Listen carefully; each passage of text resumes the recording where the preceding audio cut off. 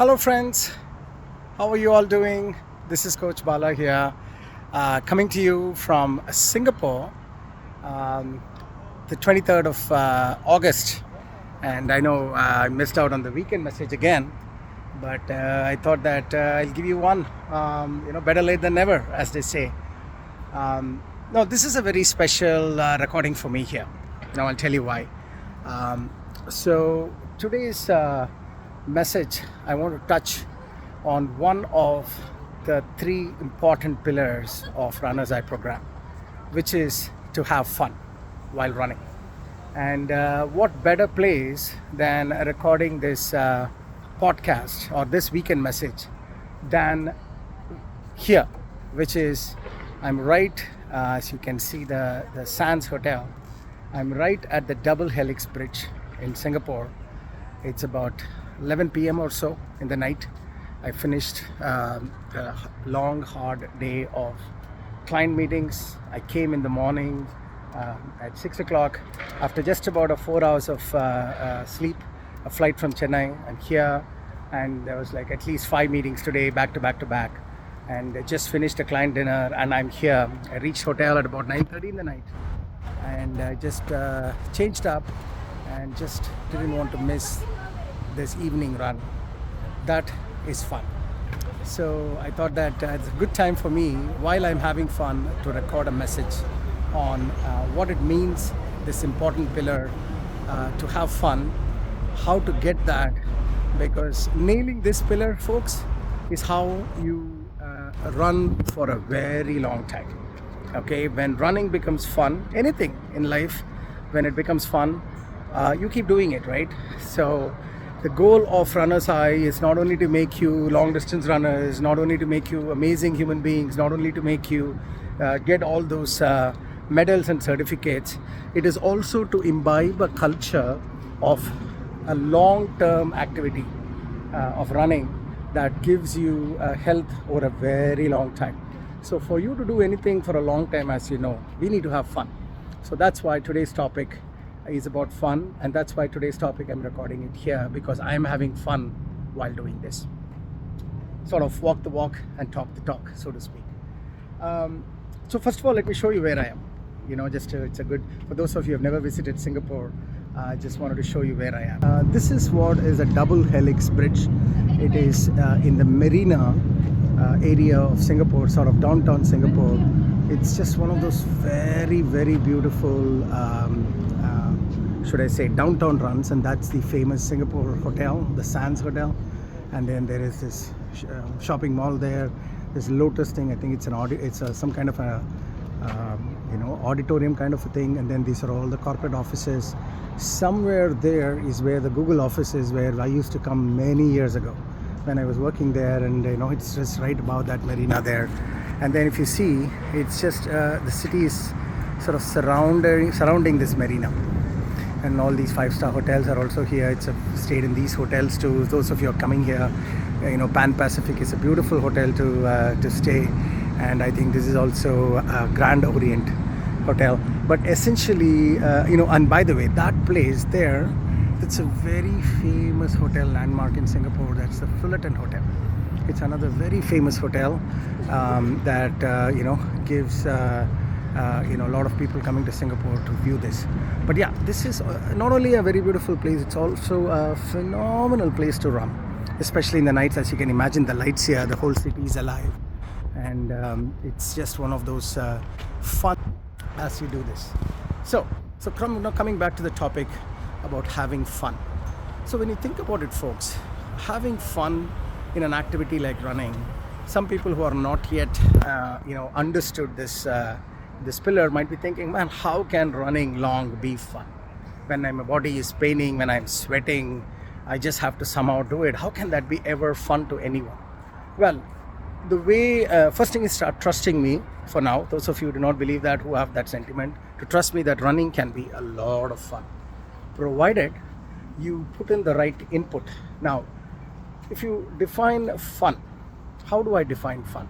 The way you define fun is you have a certain sort of benchmark, and if you're able to meet that benchmark or exceed that benchmark when it comes to having some happiness inducing activity, that becomes a fun. Now, the first thing philosophically, if you think about it, if you have a very high benchmark, then it's difficult to reach that benchmark or exceed that, and hence you will never be sort of having that happiness quotient, and hence you will sort of not have this as fun. This is not just fun running, in anything in life. For you to be happy, you need to have a certain a threshold that is meetable and beatable, right? If you have very, very high threshold, then you will always be looking for the negatives in anything, isn't it? Likewise, the same thing in running. The way I would say have fun is enjoying the small things that running gives you. When you start enjoying the small things that running gives you, the sum collection of all of these small things becomes a large amount of happiness, and hence it becomes fun. So for instance, there are many ways in which you can make running fun. One big way of making fun is what I call it the destination runs. You would see many senior runners send pictures of destination runs. Wherever they go, they make a run. The idea behind this is, wherever you go, if you are able to catch a 20-minute or a 3-mile or a 2-mile or even a 5-mile run in a city that you've never been before, but when you're running in that city, you experience the city in a way that you would never experience. This could be even your hometown. For those of you who are living in New Jersey, just go to New York City and do like what I'm doing right now in Singapore. Just do that. You will experience New York like you've never experienced before. Okay, so that's the first thing. The destination runs provides you an immersive experience in a city that is really fun, especially when you're doing running. So this exact same spot. I've done a couple of recordings I've done till now in the last 10 seasons of RHWB, and that's why this is a sort of a historic place for me, so I thought I'd make a recording. I've done similar recordings here, I think in season 4 and probably in season 6 as well. So I don't miss an opportunity, as I just told you right now. Even though it's so late in the night, I just cannot miss this opportunity to have a destination run like this, because it makes the entire thing fun. So that's one side of the story, in terms of how to make any activity like running fun, even when you're traveling. The other ways of making running fun is sort of, you see what I'm wearing here. This is a bone conduction sort of earphone, and I can wear it for a very long time, and always listen to audiobooks, podcasts, and that type of stuff. I never run without having something going on. Initially I used to do music, then I realized that this is a me time where I can do a lot more things, really a lot more things I can do. Learning about something new, listening to some stories, listening to non-fiction books that can make me think. These are things that really helps me gain the maximum out of the me time that these kind of running activity provides, and that is also a fun activity. So that's the second way you can make simple tactical things where you can make running fun. The other way of looking at it for how to make running fun is try to do group runs, with family and friends. When you can do group runs with family and friends, that is another way it becomes a very fun activity as well. So for example, whenever I am traveling, I meet a lot of my friends. I make it a point to meet my friends, and when I do that, I try to encourage them to run with me. And very interestingly, these folks that have never run before, and I encourage them to run, and they do 1 or 2 runs with me, and they just like that experience, and then they join RHWB, and then they become a sort of runners.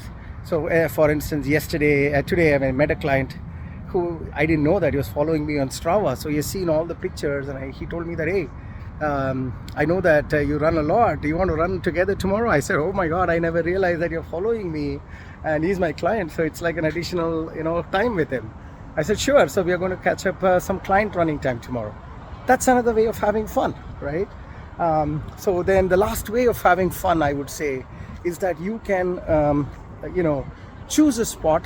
Instead of going to a cab, try to run to that spot. Like for instance, I haven't had dinner today, but I know that there is a sort of a late closing dining spot here. Instead of having dinner at my hotel, I'm just running, and I'll run to that spot. So what if I'm sweaty? It is their problem, it's not my problem. And I just have dinner there, and it's that place that I always wanted to have dinner. So I mean, that place is very nice, favorite place of mine. So it's also having fun like that. So if I was not running, I wouldn't have had the enthusiasm to take a cab and go there, or take a Uber and go there. No way. I would have just eaten something in the hotel and gone to sleep. But because I'm running, I am trying to mix some of the other items that I like and do that. For instance, folks, if you look back, I know it's a little dark, but let me see if I can show you. The place there, you can see a little bit blue color there. That is the you can see the tree of life, those blue things. That's a very iconic place. It's a what park is it? I forget the name of the park, but it's Tree of Life. It's a botanical gardens. It's a beautiful place, absolutely beautiful place. I can get lost in there. There's so many trails in there. So that's going to be my long run, and that's something that I will run to that place. It's about 3 miles from my hotel. So I'll run to that place, then explore that area. I've done it multiple times, but I can do it again. And I just go and climb on that Tree of Life and do all of those things that I normally would have never done. And that's my long run plan for my Singapore visit today. So I hope you understand my point. The point here is you can make running fun if you're able to reduce the benchmark a little bit and take swipes at it from different angles. And when you do that, A, you finish your runs without even exerting. B, you try to experience things, immersive experience on things that you never heretofore thought of. I would have never imagined running almost something like 11:15, 11:30 in the night in the middle of Singapore downtown and having this conversation with you. I would have never imagined this, but this is so much fun to me right now. And that's only possible because I've explored and expanded my horizons about running. And I want you all to do that. And of course, running with friends, having audiobooks, and running to a destination that you like to have, like a restaurant. These are all things where you club running to another activity that actually induces a momentary sort of burst of happiness. And this net collection, this tapestry of different collection moments of happiness gets you this overall fun feeling. And once you get into that zone of having fun when you're running, you then start going into that next phase of running where you can use running as a long-term sustainable activity. It's not about PRs anymore. It's not about certificates anymore. It's not about collecting medals anymore. It is just about living life with running. As health improves, you get to do more and more things. This is how, folks, many senior runners are able to come back again and again and sustain this activity. See, that's our final goal. All our coaches, our final goal is, can you sustain this activity for a long time? Especially those 200, 250 runners who are new, first-timers in Runner's Eye, who are running for the first time. I would like you to think about this. And hopefully it will help you get inspired to do these kind of activities. And finally, when you do these things, please post a humble brag. Please take pictures, share it with all of us, and it only helps others to sort of do the same thing again and again and again. So that's the message for today, folks. The other thing I wanted to tell you is all the 5K runners, congratulations. By end of this week, you will be completing Season X and you will be completing your runs. We are trying to organize a small sort of race for you, especially those in New Jersey. So if you guys are interested in joining us, just share with your coach. And if you have critical mass, we will set up a 5K race for you this weekend. Congratulations for making that happen. And then secondly, I would also congratulate all of you for finishing yet another MISO. Finished it. We are entering the next third MISO. Couple more weeks and then you will have your well-earned rest week coming up. Okay, so there's a lot of interesting things happening. Stay healthy as the distances increases, especially for half marathon and more so for full marathon. As distances increases, make sure you are beginning to start thinking about nutrition strategy, which is having gels every 3 miles, which we'll discuss it shortly in the next weekend message. But beginning to have gels and salt tablets is the next part of this training journey. And you should start thinking about having that as opposed to getting exhausted and finishing your long runs. Okay, So that's pretty much where we are. We'll be releasing the metrics dashboard with your second MISO quantitative and qualitative scores. Please take a look at it, see how you have done, how is your training progression thus far, see if you have to make some fine tuning and some adjustments to start peaking at the right time, which is towards the end of the season. Okay, hope all of this makes sense to all of you. Thank you for listening. Continue running, and we will see you soon. Take care, folks. Signing off from Singapore. Bye bye.